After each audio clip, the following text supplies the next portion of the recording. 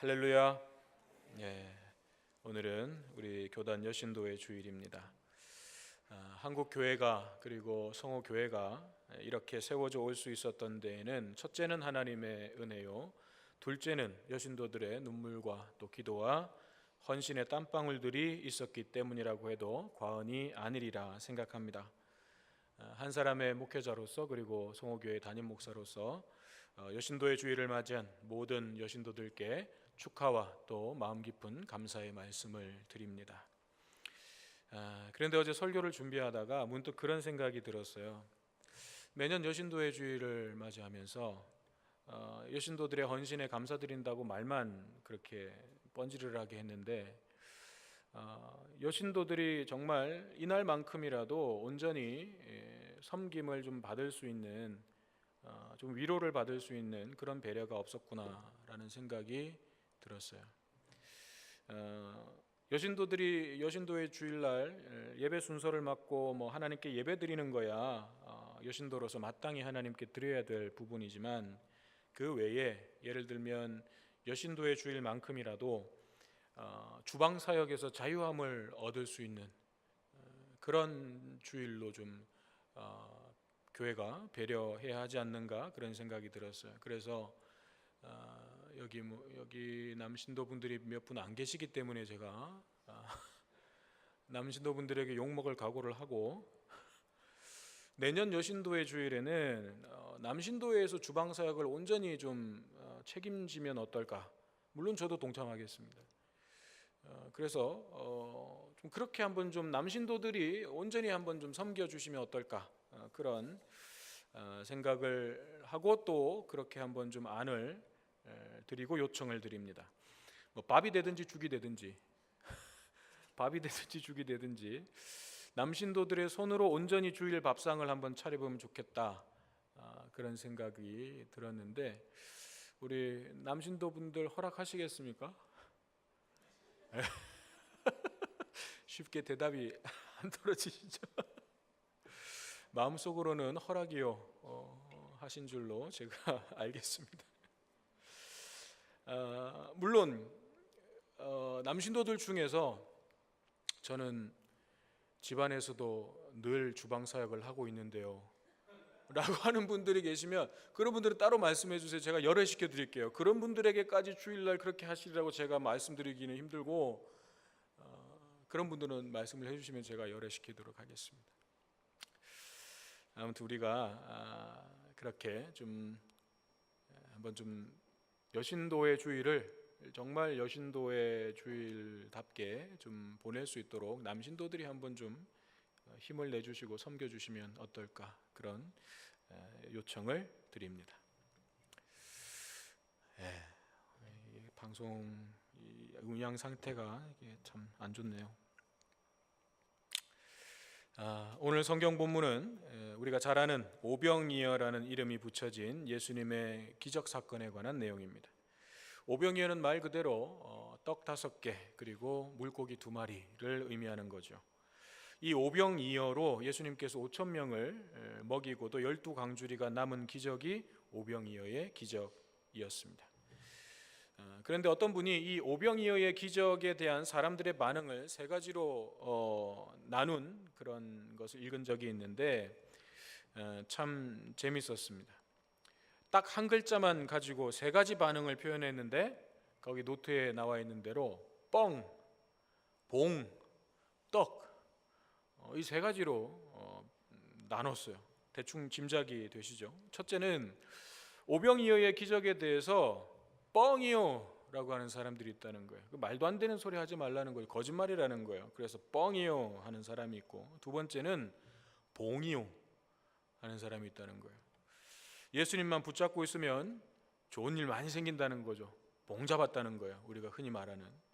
그래서 예수님은 내 삶의 봉이요 이렇게 하는 사람이 있다는 거죠. 마지막 3번째 부류는 떡이요 라고 하는 사람이 있다는 거예요.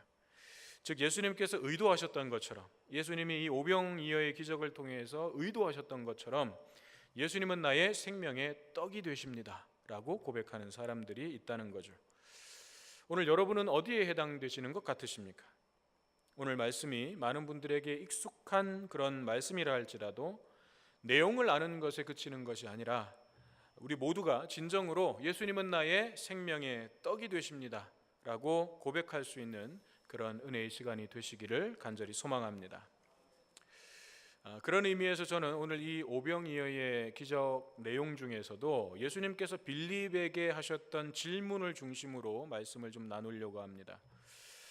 오병이어의 내용을 통해서 여러 가지 의미들을 찾아볼 수 있어요. 이 작은 아이가 자기 먹을 거, 자기 도시락 싸왔던 거잖아요. 그 작은 거 예수님께 드려서 그 사소한 것이 주님의 기적의 출발점이 됐다. 이런 의미로도 말씀을 전할 수 있지만 오늘은 예수님의 질문에 좀 더 집중해 보려고 합니다. 오늘 본문 5절에서 예수님은 제자 빌립에게 이렇게 물으시죠. 우리가 어디서 떡을 사서 이 사람들을 먹이겠느냐? 같은 사건을 기록하고 있는 이 다른 복음서들에 보면 이 때가 날이 저물어가는 저녁 때였음을 알 수가 있습니다. 즉 저녁 시간이 된 거죠. 하지만 그곳은 장소가 빈 들판이었습니다. 번화가도 아니었고요. 옆에 식당이 있는 것도 아니었어요. 그냥 허허 벌판이었어요. 그리고 그 수많은 사람들의 식사 문제를 해결한다는 것은 사실 불가능한 상황이었습니다. 오늘 본문에는 5,000명쯤 모였다고 했는데 성인 남자 5,000명이죠. 당시에는 여자와 어린아이들은 사람을 세는 그 수에 포함시키지 않았기 때문에 성인 남자만 5,000명이라고 본다면 여자와 어린아이들도 그 무리 가운데에는 있었다고 생각할 때 5,000명이 훨씬 넘는 그런 엄청난 군중들이 거기에 모여 있었다는 거죠. 상황이 이러니 어떻게 해결을 해주겠습니까? 그래서 아마 제자들은 날도 저물었으니까 이제 사람들을 집으로 돌려보내시겠지 하고 그렇게 생각하고 있었을 거예요. 이 제자들의 생각이 마태복음 14장 15절에 보면 잘 드러나는데 제자들이 예수님께 이렇게 말씀을 드립니다. 이곳은 빈들이요 때도 이미 저물었으니 무리를 보내어 마을에 들어가 먹을 것을 사 먹게 하소서. 사실 이게 가장 현실적인 해결 방안이죠. 그들로 하여금 빨리 보내셔서 집으로 가든지 식당으로 가든지 어쨌든 가서 각자 알아서 해결하도록 하는 것, 그게 사실은 제일 현실적인 방안이에요. 그런데 예수님께서는 갑자기 빌립에게 우리가 어디서 떡을 사서 이 사람들을 먹일 수 있겠느냐 하고 물으시는 거예요. 얼마나 당황했겠습니까? 빌립이 얼마나 당황스러웠겠어요. 정말 황당한 질문이 아닐 수 없는 거죠. 제자들이 돈을 가지고 있어봐야 얼마나 가지고 있겠습니까? 그 사정과 상황을 예수님이 모르실 리가 없지 않습니까? 그런데도 예수님께서는 이 황당한 질문을 하셨어요. 왜 그런 질문을 하셨을까? 오늘 본문 6절은 이렇게 기록합니다. 이렇게 말씀하심은 친히 어떻게 하실지를 아시고 빌립을 시험하고자 하심이라. 무슨 말이에요? 예수님은 이미 어떻게 하실지, 본인이 어떻게 하실지, 이 상황을 어떻게 해결하실지 답을 가지고 계셨어요. 예수님은 답을 갖고 계셨어요. 근데 빌립을 시험하신 거죠. 제자들을 테스트하신 것입니다. 여긴 빌립이라고 되어 있지만 사실은 빌립과 함께 있는 모든 제자들을 테스트하신 거예요. 무엇을 알아보기 위한 테스트였는가? 사실 이게 이제 가장 핵심적인 거죠. 그것은 제자들이 예수님이 정말 어떤 분이시고 또 무엇을 위해서 이 땅에 오셨는지, 그리고 우리의 삶에 있어서 정작 중요한 것이 무엇인지를 가르쳐 주시려는 거예요. 그걸 이해하고 있는지 그걸 확인하시고 그걸 가르쳐 주시려고 하는 의도였습니다. 갑자기 훅 들어온 예수님의 질문에 충분히 당황할 수 있었지만 빌립은 당황하지 않고 예수님께 답을 제시합니다. 상당히 이과적인 머리가 발달했던 사람인 것 같아요. 계산이 바로 나옵니다. 각 사람에게 조금씩 받는다고 할지라도 200데나리온의 떡이 부족합니다. 한 데나리온이 당시 일꾼의 하루 품삯이었으니까 그냥 계산하기 쉽게 일당 5만 원이라고 하면, 요즘은 일당 5만 원이 아니 더 넘죠. 그렇지만 5만 원이라고 계산해도 200데나리온이면 얼마예요? 1,000만 원이에요. 1,000만 원. 엄청난 돈이죠. 즉 200데나리온의 떡이 부족합니다라는 빌립의 대답은 한마디로 돈이 없기 때문에, 그 엄청난 돈은 우리에게 없기 때문에 불가능한 것입니다 라는 대답이에요. 어디 가서 저들에게 먹을 걸 사줄까? 예수님, 지금 그게 문제가 아니고요, 어디 떡 파는 데가 문제가 아니고요. 돈이 없어요. 우리가 1,000만 원 정도 들거든요. 각 사람한테 조금씩 자기 먹을 거 거두고라도 모자라는 게 1,000만 원 정도거든요. 불가능합니다. 우린 돈이 없어요. 이 얘기예요. 가장 현실적이고 어쩌면 정확한 대답이죠. 그 상황에서 어쩌면 현실적으로 가장 정확한 대답을 한 거예요. 이것은 오늘 우리도 마찬가지일 것입니다. 삶에 뭔가가 부족하다고 느낄 때 그 부족함의 원인이 바로 돈이라고 생각하는 경우가 참 많이 있습니다. 거의 모든 경우에 그런 것 같아요. 내게 필요한 것이 있고 그것으로 인해서 부족함을 느낄 때, 뭔가 필요한 게 있는데 그게 부족해요, 나한테. 그럴 때 그 문제의 해결 방법은 자연스럽게 돈이다라고 생각하는 겁니다. 그리고 솔직히 대부분의 경우 돈이 해결해 주는 것을 우리가 또 경험하죠. 어떤 문제가 생겼을 때, 우리의 삶에 결핍이 일어났을 때 사실 대부분의 문제는 돈이 있으면 해결해 줍니다. 없는 게 문제지. 돈이 있으면 해결이 돼요. 그렇다 보니까 이 시대의 최고의 가치는 돈이 되고 말았습니다. 아니, 이 시대뿐만 아니라 사실 인간의 역사는 언제나 돈이 최고의 가치였습니다. 그래서 너도 나도 이 돈을 더 많이 가지기 위해서 수단과 방법을 가리지 않고 치열하게 경쟁하고 싸웠죠. 지금도 싸우고 있고 앞으로도 싸울 겁니다. 편법과 불법도 불사합니다. 사람 죽이는 것도 불사합니다. 제가 최근에 들었던 가장 충격적인 뉴스도 이 돈과 관련된 뉴스였어요. 여러분들도 아마 충격 많이 받으셨을 텐데, 한 여중의 교사가, 여교사였죠. 자기 친어머니를 죽여달라고 심부름 업체에다가 6,500만 원을 주고 청부살인을 의뢰를 한 거죠.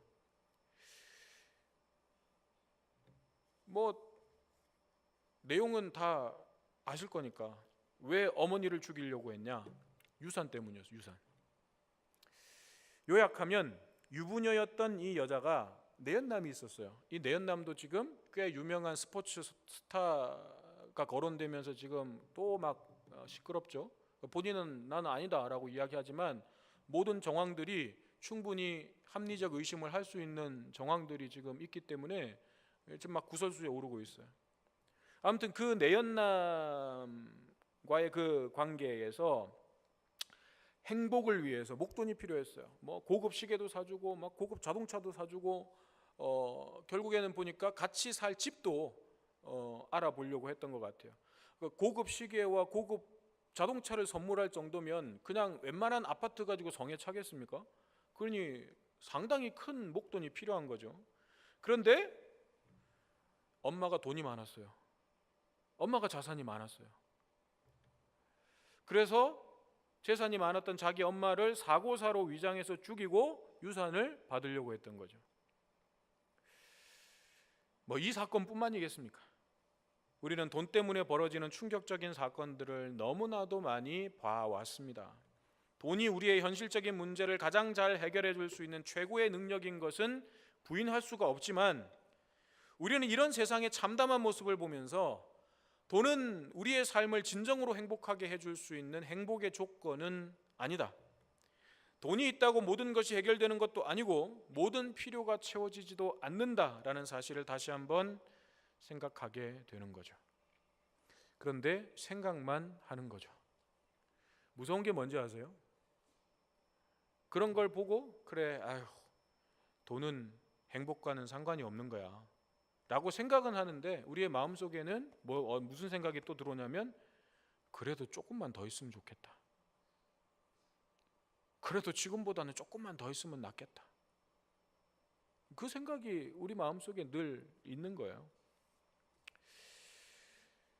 빌립은 재빠르게 상황을 파악하고 계산을 해서 대답을 했습니다. 그러나 그것은 세상의 가치 기준에서는 정답일지 모르지만 하나님의 기준에서는 정답이 아니었어요.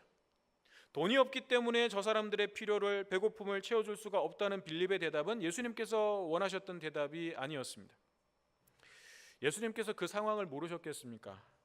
수천 명의 사람들을 먹이려면 얼마나 많은 돈이 필요하고 지금 제자들의 주머니에 그만한 돈이 없다는 것을 모르셨겠습니까? 그러므로 예수님께서 정말 묻고 싶으셨던 것은 지금 수중에 너희들 돈이 얼마나 있냐, 이 사람들의 배고픔을 채워주려면 돈이 얼마나 더 있어야 되겠냐 하는 것이 아니었어요. 인간의 육체적인 필요를 채우는 것보다도 더 중요한 것이 있다는 거죠. 그 더 중요한 것은 영적 필요가 채워지는 것인데 그걸 너희가 알고 있느냐, 이걸 묻고 싶으신 거죠. 너희는 지금 저 사람들의 육체적인 배고픔을 해결하는 게 가장 큰 관심사고 그게 중요한 문제인 것 같은데 그것보다 더 중요한 문제가 있다는 것을 알고 있느냐. 저들이 육신으로도 굶주려 있지만 더 심각한 건 영적으로 굶주려 있고 메말라가고 있다는 거다. 그게 보이느냐? 그 영적 필요가 채워지는 것이 더 중요하다. 그리고 그 영적 필요를 온전히 채워주실 수 있는 유일한 분이 바로 예수님 자신이라는 것을 제자들이 믿고 있는가? 이것을 예수님은 물으시기를 원하셨던 거죠. 이걸 묻고 싶으셨던 거예요. 하지만 제자들을 비롯해서 거기에 있었던 그 수많은 무리들도 그런 깨달음과 믿음은 없었습니다. 나중에 뒤에 저 60절 이하에 가보면 그렇게 예수님을 막 왕 삼으려고 막 따라다니고 열광했던 사람들이 예수님을 떠납니다. 더 이상 거기서 뭔가 답이 안 나오기, 자기들이 기대했던 답이 안 나오기 때문에 예수님을 떠나요.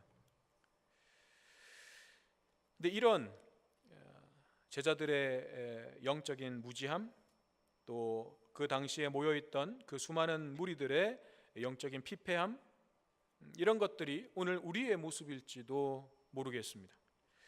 교회는 다니지만 하나님을 믿는다고 말은 하지만 영적인 일에는 무관심하며 눈을 뜨지 못하고 있는 우리의 모습일 수 있습니다. 본문 15절에서처럼 육신의 문제에만 관심하면서 예수님을 자기들의 임금으로 삼으려 했던 이 임금이라는 것이 정말 예수님 우리를 다스려 주십시오, 우리를 통치해 주십시오 라는 게 아니라 그 능력 가지고 우리를 잘 먹고 잘 살게 해 주십시오, 그 왕 삼으려는 거죠. 그렇게 하려고 했던 군중들과 같이 영혼이 굶어 죽어가고 있으면서도 내 영혼의 필요를, 그 굶주림을 깨닫지 못하는 우리의 모습은 아니겠습니까? 삶의 모든 문제들 앞에서 항상 계산기부터 꺼내들고 거기에서 나온 답만 인생의 정답이라고 여기는 우리의 모습은 아니겠습니까? 하나님을, 예수님을 그저 내 육신의 삶의 문제를 해결해 주시고 그 필요를, 육신의 필요를 채워주시는 분 정도로 여기는 것은 아닙니까? 예수님을 쫓아다니면서도 예수님이 누구신지 제대로 깨닫지 못했던 제자들처럼 예배도 드리고 말씀도 읽고 기도도 하지만 정작 예수님이 누구이신지 알지도 못하고 알려고도 하지 않는 우리의 모습은 아니겠습니까? 이런 우리의 모습을 자가 진단해 보는 방법 중 하나가 우리가 하나님께 드리는 우리의 기도의 내용을 보면 어느 정도 진단이 나옵니다. 많은 그리스도인들의 기도의 내용이 영적인 것보다 육적인 필요를 위한 기도로 채워져 있다는 것을 보게 돼요. 물론 육적인 필요를 위해서 기도하는 것이 잘못된 것은 아니고 또 그것을 위해서 기도도 해야 됩니다. 만약 그런 것들이 전혀 잘못된 것이고 쓸모없는 것이라면 예수님께서 오병이어로 기적을 일으키셔서 그 사람들을 먹이시지도 않았겠죠.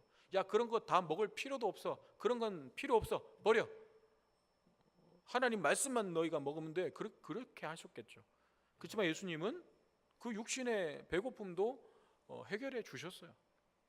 그렇지만 문제는 영적인 필요를 위한 기도는 거의 없거나 있어도 형식적으로 채워져 있을 뿐이고 정말 내가 간절히 기도하는 부분은 육적인 필요에 치우쳐 있다는 거예요. 이게 문제라는 거예요. 하나님, 내가 하나님을 더 깊이 알기를 원합니다. 내가 정말 살아계신 하나님을 인격적으로 만나기를 원합니다. 말씀을 깨닫고 그 말씀에 내가 온전히 순종하기를 원합니다. 나를 통해서 하나님의 사랑과 예수 그리스도의 복음이 다른 이웃들에게 전해지기를 원합니다. 내 사랑하는 자녀가 이 세상 그 무엇보다도 먼저 하나님을 알고 하나님을 인격적으로 만나기를 원합니다. 이런 영적 필요에 대해서 정말 절실하게 드리는 기도를 찾아보기가 쉽지 않다는 거예요. 형식적으로는 다 끼워 넣어요. 우리의 기도에 형식적으로는 앞에 몇 마디는 끼워 넣어요. 그렇지만 정말 우리가 마음을 다해서 절실하게 기도하는 부분은 그 다음이에요. 우리의 육신의 필요를 위한 기도. 우리가 어디에 치우쳐 있는지 금방 나오는 거예요.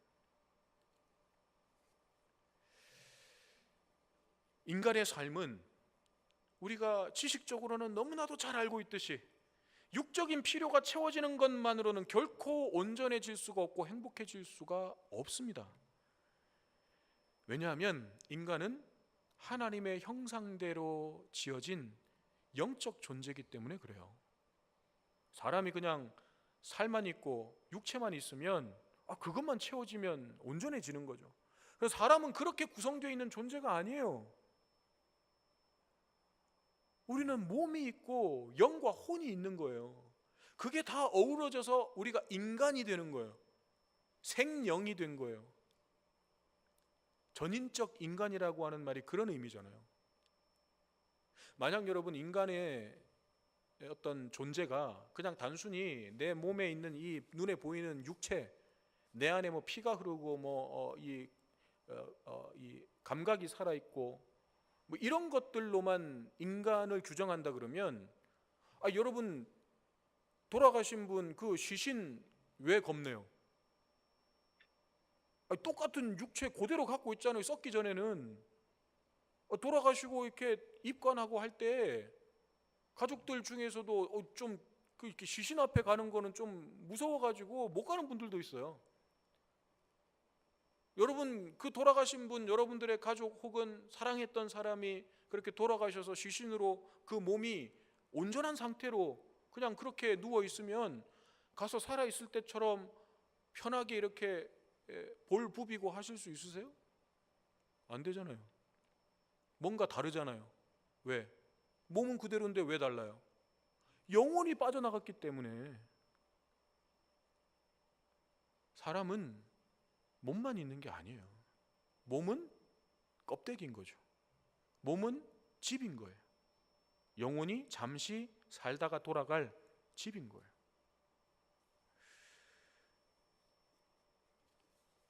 자, 그런데 죄로 말미암아서 하나님의 형상대로 지음받은 그 형상이 깨진 거죠. 하나님과의 관계가 단절됐습니다. 그래서 하나님께서 채워주시던 그 부분에 빈 공간이 생겨버린 거예요. 우리 안에 하나님께서 담아두셨던 공간이 있거든요. 근데 그 공간에 빈 공간이 돼버린 거죠. 이것이 인간이 느끼는 삶의 공허함의 본질이고 원인이에요. 살아가는데 딱히 부족함도 없고 맛있는 것도 먹고 여행도 가고 집도 있고 차도 있고 재밌는 즐길거리 즐기면서 살아가더라도 어느 순간에 내 삶 속에 찾아오는 공허함을 경험하게 된다는 거예요. 내 속은 텅 비어버린 것 같은, 뭔가 있을 건 다 있어요. 남들 부러워할 만큼 뭐 저 정도만 되면 아이고 걱정 없겠다 할 만큼 내가 여러 가지가 갖춰져 있어요. 그런데도 어느 순간 내 속에는 뭔가 텅 비어버린 공허함이 찾아온다고요. 채워지지가 않아요. 거기가 채워지지가 않아요. 뭘 해도 채워지지가 않아요. 인간은 하나님을 거부하고 내가 하나님의 자리에 앉으려고 했기 때문에 그 빈 공간이 채워질 수가 없습니다. 그건 하나님만이 채우실 수 있기 때문에 채워질 수가 없어요. 하나님과의 관계가 단절된 인간은 거기가 채워질 수가 없어요. 그리고 무엇으로 채워야 진정한 만족을 얻을 수 있는지도 알 수가 없어요. 그래서 그 허전함과 공허함을 눈에 보이는 거, 손에 잡히는 거 이런 걸로 채워보려고 더 애쓰고 거기에 더 집착하게 되는 것입니다. 지금은 이것밖에 없으니까 당연히 부족해. 조금만 더 가지면 만족할 수 있어. 지금은 이렇게 내가 낮은 자리에 있으니까 그래. 조금만 더 높이 올라가면 만족할 수 있어. 지금은 내가 너무 약해. 힘이 없어서 그런 거야. 조금만 더 강해지면 내가 만족할 수 있어. 이런 방식으로 그 공허함을 채우려고 하는 거예요. 그 문제를 해결하려고 하는 거예요. 하지만 그런 것으로는 절대로 채워지지가 않는 거죠. 잠시 만족되는가 싶으면 어느샌가 또다시 조금만 더 라는 마음이 생기기 때문에 그렇습니다. 그 부분은 우리를 지으신 창조주 하나님만이 온전하게 채워주실 수 있는 부분이기 때문에 그렇습니다. 그래서 예수님이 질문하신 거예요. 어디서 떡을 사서 이 사람들을 먹일 수 있겠느냐? 이 말을 바꿔 말하면 이런 말씀이에요. 이 사람들의 육체의 배고픔을 채워준다고 해서 만족할 수 있겠냐? 저들의 삶의 만족이 되겠냐? 너희들은 진정한 만족과 행복을 줄 수 있는 떡을 어디서 구할 수 있다고 생각하냐? 그 생명의 떡이 바로 나라는 것을 믿느냐? 예수님은 이것을 물으시는 겁니다. 사랑하는 여러분, 주님의 이 질문에 대한 나의 답은 무엇입니까? 오늘 주님께서 이 오병이어의 기적을 통해서 말씀하시려 했던 그 의미가 우리의 심령에 깨달아지게 되기를 바랍니다. 내 신앙으로 고백되기를 바랍니다. 그리고 우리의 삶이 되기를 바랍니다. 특별히 오늘 여신도의 주일을 맞은 모든 여신도들이 생명의 떡이 되신 예수님으로 인하여 살아나고, 그런 여러분들로 인하여 가정과 교회가 살아나는 생명의 역사를 경험하게 되시기를 주님의 이름으로 축원합니다.